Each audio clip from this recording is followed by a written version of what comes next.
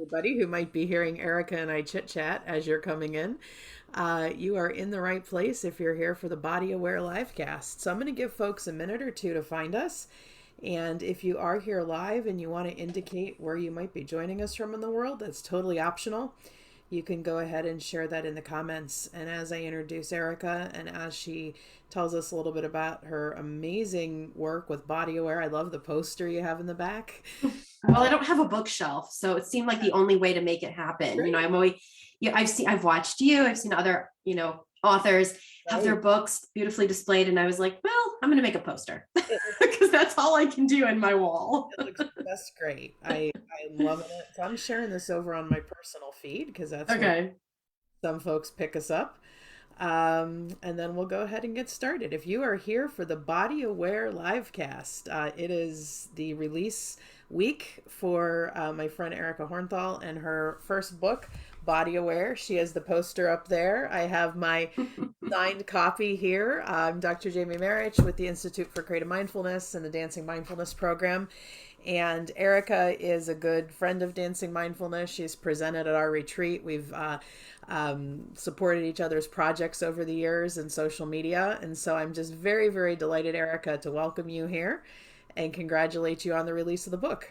Thank you so much. I really appreciate being here and, your willingness, your openness, your work, and also that, that we have been able to connect. And, also because of COVID, it's been more virtual, but I'm really appreciative for this, I think it's now a friendship. I would say friendship. That's that line. So I'm hoping, as the title of the book suggests, Body Aware, Rediscovering Your Mind-Body Connection, Stop Feeling Stuck and Improve Your Mental Health with Simple Movement Practices. Can you start us with a simple movement practice? Absolutely. Great. It's really simple. I want anybody listening or anyone watching after the fact to sit with the question of how are you moving today? So just take a moment. You don't even have to change anything about your movement or your posture. Before you do that, just notice how you're moving in this moment and how your body is showing up in this moment of time, in this space, on technology, watching technology. And when you do, notice if there is an inclination or a need to move or to shift in any way. So every time I do this, I notice that my feet are not on the floor. So I am going to plant my feet closer to the ground. And I always have this inclination to like lean in. Every interview so far, I'm noticing we're all leaning into the camera. So I like to sit back, kind of reclaim my vertical space, my posture. This is when you can notice how you're breathing. If you're breathing, are you holding your breath? I tend to rest my arms on my desk, and that really restricts my breath. So again, I kind of moved my arms down.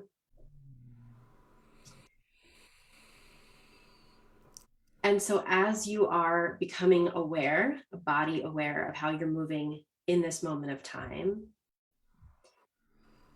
I would invite you to just either inquire or wonder or answer the question of how does the way I'm currently moving in my body connect to the way I feel or connect to what I'm feeling in this moment.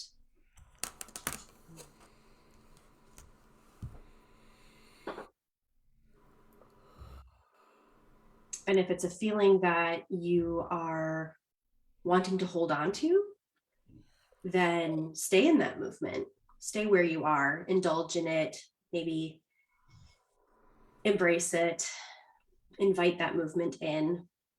And if for some reason it's a feeling that does not feel comfortable, that's okay. If it's something that you're saying, I know I want to feel differently in this moment, but I'm not really sure how. Again, just inviting in simple micro movements, simple shifts, changing the way our body is showing up can have a huge impact on how we feel, just very slightly. So I'm noticing doing stretching, reaching, engaging core. The Right, more even you just give me suggestions, the freer I feel to go with it. yeah, I like to give options. I don't like to tell people how to move, but just give ideas of how you might want to move. Plus, I don't know how everybody can move. I don't know what our unique individual movement abilities are. So yeah, just to invite in that question of how are you moving and how do I want to feel? And that if I want to change the way I feel, I have to change the way I'm moving. Wonderful, wonderful opener. So tell us a little bit about yourself for people who don't know about you and your work, what you do, what you offer in the world, and how you came to the work. Well, I think first and foremost, always identify myself as a dance movement therapist. Good or bad, take it or leave it. But that's how I came into this work. That's how I came to write Body Aware. It's very much from my perspective of being a student of, a practitioner in, and a continued client in dance therapy or of dance therapy. And I think, I'm a clinical counselor. I know I'm a clinical counselor. I'm a mother, a wife, a woman, lots of different boxes, right? Or identities. But I've always identified as being a helper, and a listener. And so being a dance movement therapist really allowed me to own, in a sense, I guess, work on this skill of listening with my body, not just with my ears, not just relying on the words that I hear or the sounds, but really paying attention to and trying to be as present to others' bodies as well as to my own. And that kind of led to this, wow, if I move my body, I can change the way I feel. I can change the way I think. And that was a big piece that was missing from many of the conversations that I was having with clients. And opening up their curiosity around how their body was moving actually allowed them to manage a lot of the difficulties that they were encountering.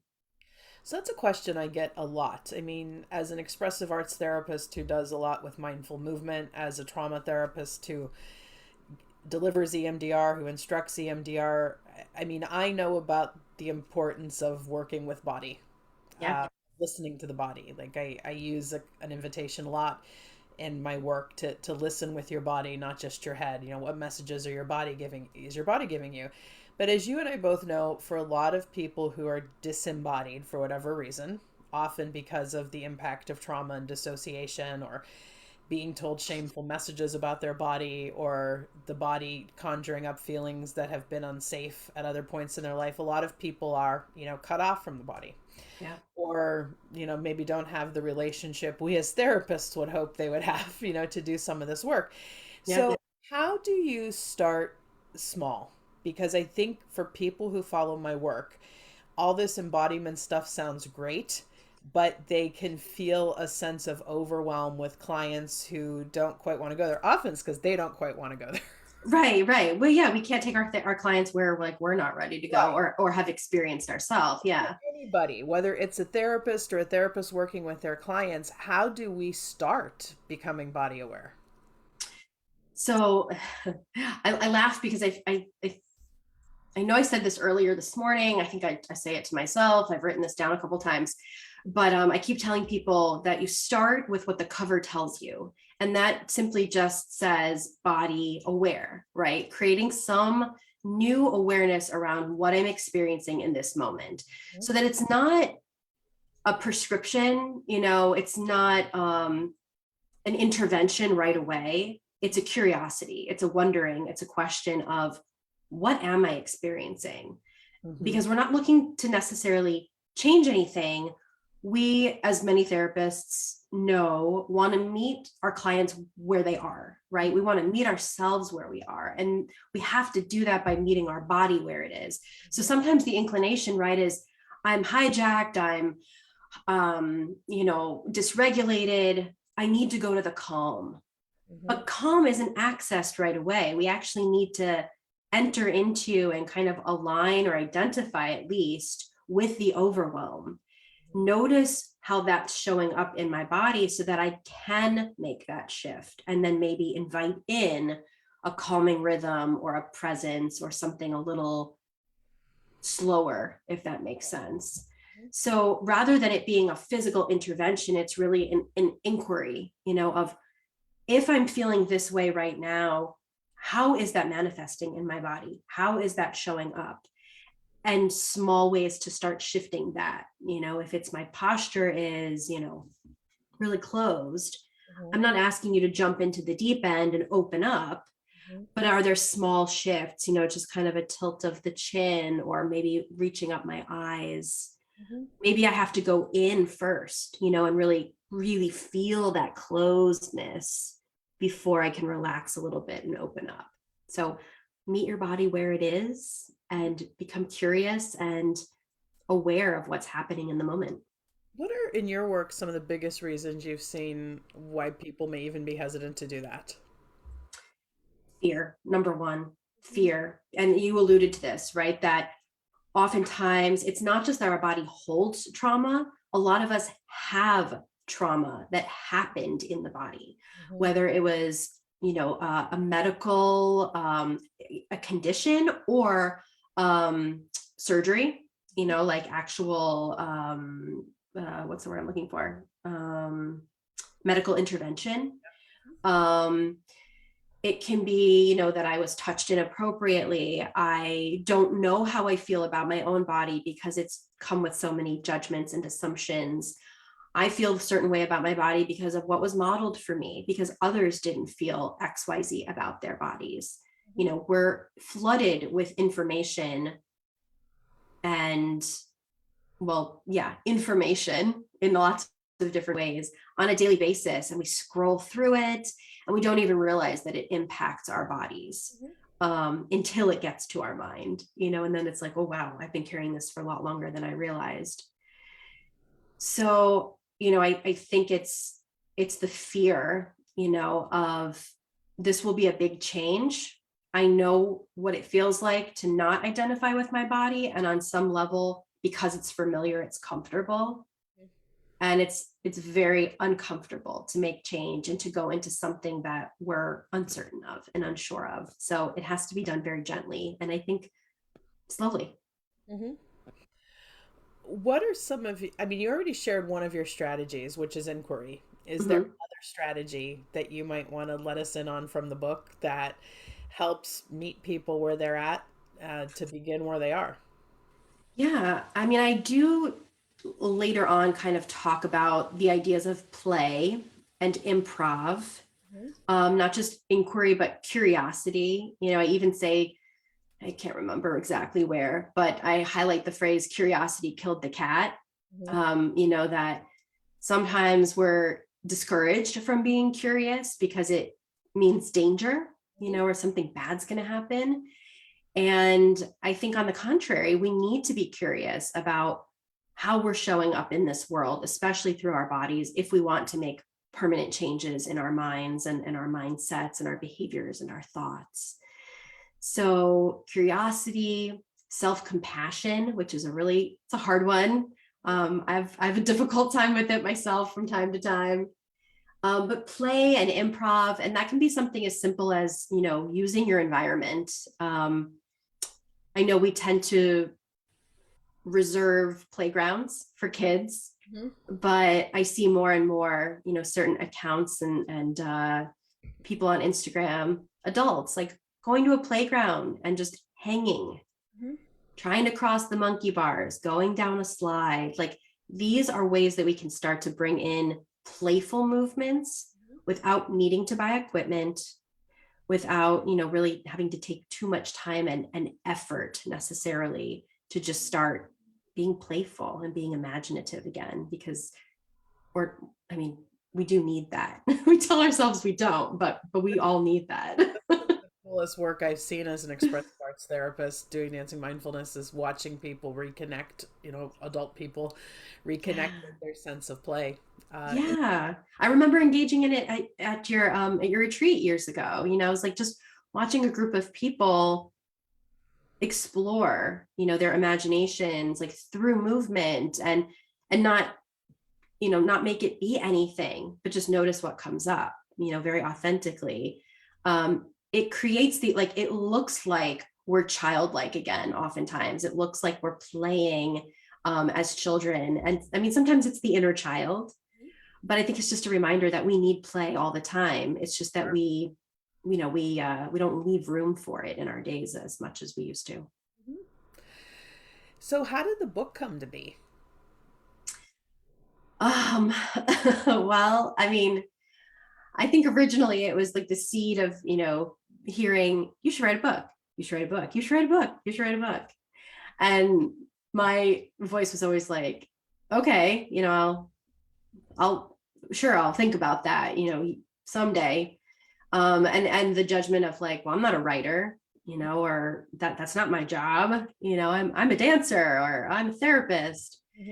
So I think once I got over oh, well, maybe I could do that. I think it was really, I mean, it happened through the pandemic. So that was definitely part of what allowed me to actually sit down and write.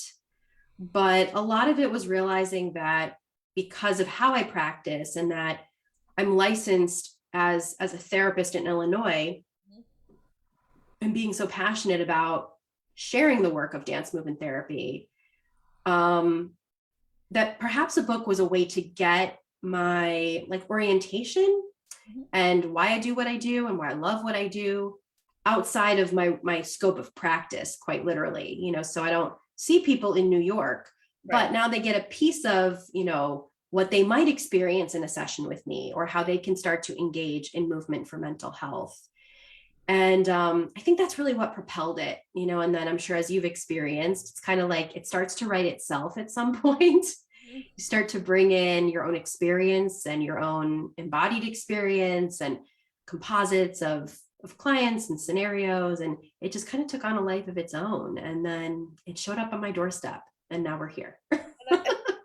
I talk when I coach people in writing and give people encouragement as writers is I think you're best, especially in the nonfiction world, you're best suited to write about what you talk about so much, what you care about so much, that by time you get to the process of writing a book, if you have shared about it, taught about it, talked about it, the book can write itself if you, let yourself be that open vessel. And I'm not surprised, because you've really been out there advocating for dance therapy and movement for mental health as long as I've known you, which is over 7 years now online. So, tell me about what fuels your advocacy, because that's, I think, another common thread we have. Yeah, definitely. And advocacy, I get, looks a lot of different ways for a lot of different people. And even just that word advocacy within my field, like I've gotten a lot of backlash for. So I'm very intentional with my need to advocate was first and foremost very selfishly. I realized that even though there were a lot of dance therapists in this area, there was still not a lot known about dance therapy. And that if I wanted to have a career with any longevity and actually get clients, I needed to educate the community about why they needed dance therapy. Why is this necessary? Why is this important? And so that kind of started as just a need to create visibility around that. And so sometimes it was, okay, I'm gonna, write a blurb online for a local newspaper. I was reaching out to local news programs and television radio shows that were doing like spotlights of local businesses. And it kind of morphed from there. But for me, it was also about connecting to people outside of the field and realizing, just to be blunt, that sometimes our field was leaving a bad taste in people's mouths because it was coming off a little elitist, and it was coming off as a little like, well, you do dance and that doesn't make you a dance therapist. So let me tell you how that like the pedestal and the, I don't know, arrogance sometimes. And that was really turning my stomach. I mean, I felt it. I was getting it actually from within the field, but I really wanted to help change that narrative. And it's happened, it's happening. It's also, like I said, kind of oddly enough, getting a little bit of backlash, but that's what fuels me. Like it was the kind of like the anger. I was getting so angry that there wasn't more visibility. I would open up an article about dance and mental health, and there was no dance therapist to be named. And there was a part of me that just felt really like disappointed and again angry about that. Mhm. And so I thought, well, what can I do about it? And I would start reaching out to those writers, those journalists. Do you know about this? Are you interested? Without trying to be too pushy, although I can do that too. And that's really where it's still there. I get very excited talking about it because I am very passionate, and I just want people to know that they have options and that this isn't new and it's not going anywhere. Right. But in order for it to thrive, especially in the United States, we need to start talking about it. Well, and I think what you've done an amazing job with this book is taking your knowledge and skill and passion as a dance therapist, and you have presented it in a way that is accessible and not Mm, elitist. Because you know from our conversations, that's one of the reasons I didn't pursue the dance therapy track and went more the expressive arts track, because I was kind of yeah, immediately put off by that. And a big part of my work is to really advocate for a balance that, yes, you can have professional standards as expressive arts therapists, as dance therapists. That's fine. But nobody owns dance. Nobody mm-mm. owns expressive arts. I mean, if anything, we have appropriated it from the First Nations of our planet, right? Right. As therapists, we think we have the magic answers around it. And I could get on my soapbox. Right. I was just talking to somebody about how like we like to create the problems and then Yeah, nicely like package up the remedy. Oh, yeah. you're burnt out? Oh, here, let me give you something to help with that. And you know, I know I've told you this before, but you're just a breath of fresh air to me as a dance movement therapist who, like, even inviting me as an expressive arts therapist who does more of a dance meditation practice into your dance therapy advocate space. I'm like, this is what we need, is Yeah. more, Oh, so I have to say, I mean, like aside, it was so great. It was really well received. awesome. And yeah, I just love this book. The cover's beautiful. The colors are I amazing. know. Erica and I are Yeah. actually sisters in a publisher. This is a North Atlantic Books book, and North Atlantic's done two of my books, and they're doing my next one. And this is just a very beautiful cover for a very beautiful book. So No, thank you. I know. I was like, if you're gonna judge a book by its cover, let it be this one. awesome. So I went ahead and I put in the chat, and I'll also put in the notes for the replay the Penguin Random House link that Mhm. North Atlantic makes available. And I really like ordering from this link because it shows you all your different ordering options. Yeah, If you're interested in getting your copy of Body Aware, and I really think, you know, and I love how you put this book together, as I said, to be more accessible, because it is not just for dance therapists. It's not just for people who are interested in dance, because I think you and I have both found people could be phobic of that word dance. absolutely. Because I always say in the English language, it's no coincidence the word dance is in avoidance. Uh, Yes. Well, I actually that's funny. I say that like avoidance basically becomes abundance yeah, because we dance through that. we do. We dance through it. And I think, you know, a lot of our fear of dance is a simultaneous fear of listening to the body and a fear of our own creativity and the Hmm. power of that. And how I often share with a lot of my folks, we don't even have to call it dance at first. And it's No. this thing of just starting by being aware that you have a body.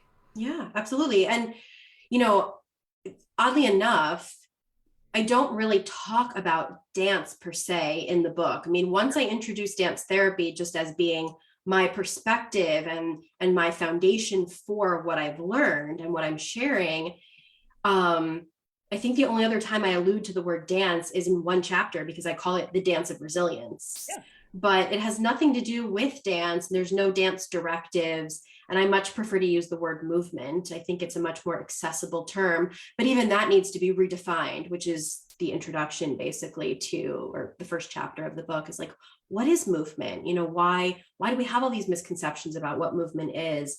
And how can we redefine it so that we can engage in it and make it, as you put, accessible? Mhm. Wonderful. Yeah. Well, it was my pleasure having you on this live cast, which will also be available on replay and on YouTube. So hopefully, any fans of body awareness and embodiment and healing will be able to watch this interview and learn a little bit more about Erica and her work. So, Erica, I'm hoping you can close us out Sure. with another embodiment skill. bit of body awareness. Yeah, absolutely. Okay. So let's, let's just put our feet on the floor. Because again, mine were not. I don't know how they do that, but my feet creep up towards my chair.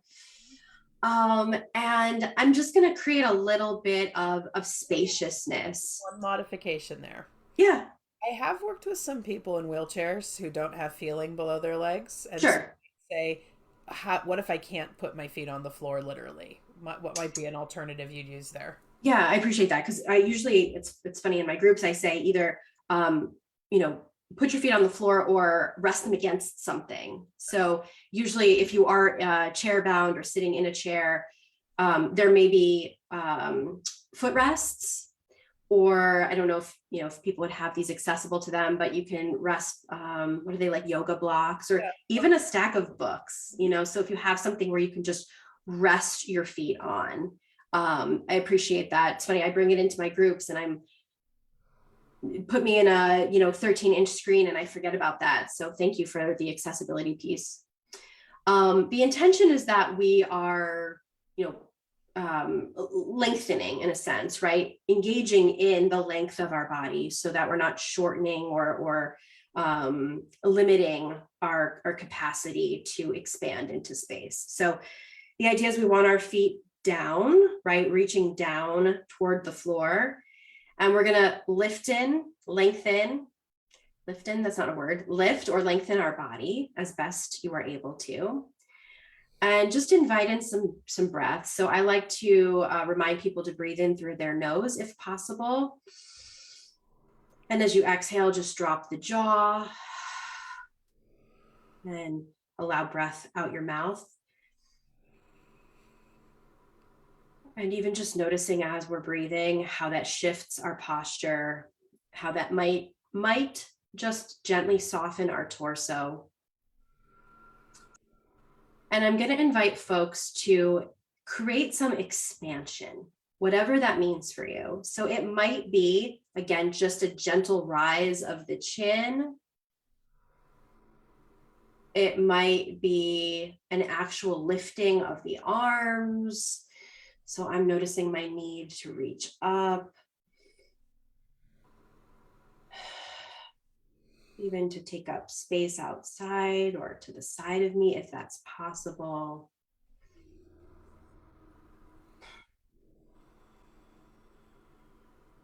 And again, meeting your body where it is, but if you're able to join in this directive, I'm going to invite in, as we breathe in is where we make ourselves a little smaller. We kind of come into the body. And as we exhale is where we engage in that expansion. So in some movement development pattern practices, this might be called core distal. So we're breathing in and then reaching out. Or it might feel better the other way. Some people feel better kind of exhaling in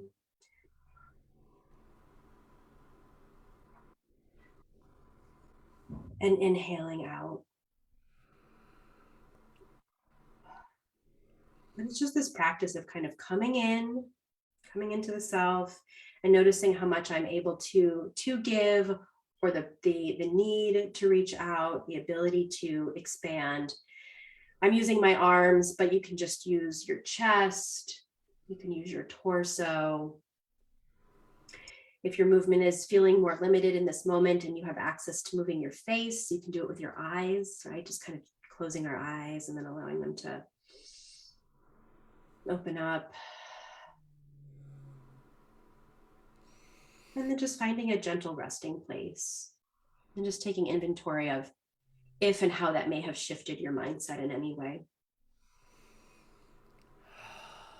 I know for me, a sense of openness, a sense of, oh, I can go on with the next thing, especially as I'm recovering from an illness and I'm needing to be conscious of my body. And it's been interesting talking about body, where I may as well share with folks, because I think people who follow me on social know I had COVID for the first time this past week. And this is the first day I have felt reasonably close to being a human being. And I was glad we were able to still do this Me live too. cast today. But yesterday, because COVID's hit me pretty hard mentally with the brain fog, I told my partner here, like, I have to go out and take a walk. And even the night before, I was only kind of able to responsibly do it up and down the driveway. Mm. And I just had this awareness that for me, even though my body needed the stillness of rest, being that sedentary was not good for my mental capacity. And as I work with people, you have to negotiate the balance of stillness and rest. Or stillness and rest with movement. I think one helps you better appreciate the other, but I know I've had a new sense of gratitude these last couple days for the gift of movement. And even if Yeah. I was in my bed, being able to do some simple movements were pretty amazing. Yeah. I'm so glad that you're recovering and that you're feeling better, starting to feel, as you put it, human again. Yes. I allude to this, and I will, I'll maybe just end with this point, that there's movement in stillness, but it's different when you choose the stillness versus when the stillness chooses you, right? Of like, we're so under the weather or overwhelmed, or maybe it's burnout, that our body is forcing the stillness. It's not an invited stillness, Mhm. but that you can find movement in that too. And sometimes that's the motivation needed to be more mobile, when physically possible. So I appreciate your perspective on that. And I'm glad that we were able to make this happen. And I understand, I'm always the person that's like, well, wait, we have to practice what we preach. So if physically we're not feeling this, let's reschedule. And you were I like, know, no, today is the first day I'm feeling human. Let's do it. and I know you're the kind of friend I would be able to do that with. Like, That's hey, good.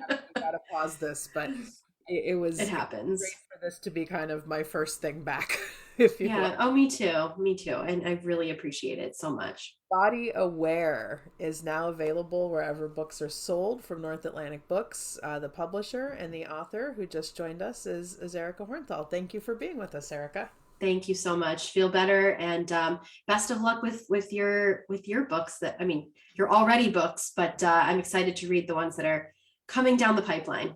Thank you so much. Take care.